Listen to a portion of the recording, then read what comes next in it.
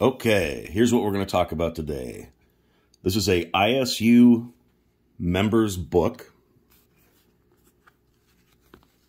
Let me get into this for a second here. Okay, International Seamen's Union of America.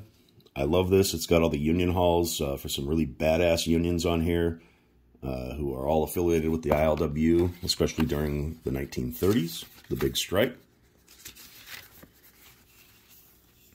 Here, okay, this brother, John W. Massey, he was in the Sailors Union of the Pacific. And somewhere in here it says he's from Seattle. So, okay, you flip here, 1928. So the brother's an able-bodied seaman. He pays dues to his union, right? We're going through the years here, month by month. He's paying his dues. 1929, we're in 31, up to 32, and then if you know your maritime history, there's the 1934 maritime strike, and this page starts exploding. Record clear 1934 strike, Sailors Union of the Pacific. It starts noting that he is voting a lot in here.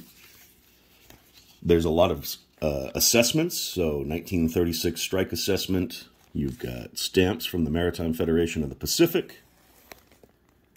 This is just a wild visual representation to me of how explosive and tumultuous the West Coast was basically instantly. I mean, it goes from like, I'm just chilling, paying my dues, to all this shit.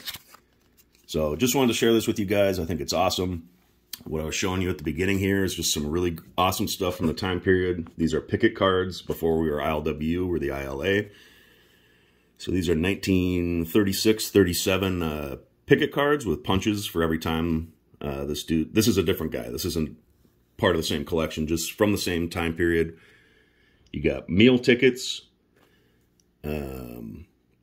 This particular brother, all this stuff here, he was definitely a wobbly member of the IWW.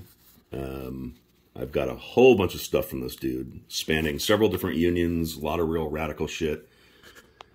And you can tell this guy liked to stand on picket lines, and that was part of his philosophy and what he was all about. So some items from a union militant and items from just a union brother who was caught up in the crossfire.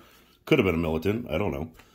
But he was there and he lived it, so that's just some visual items and kind of why I collect this stuff.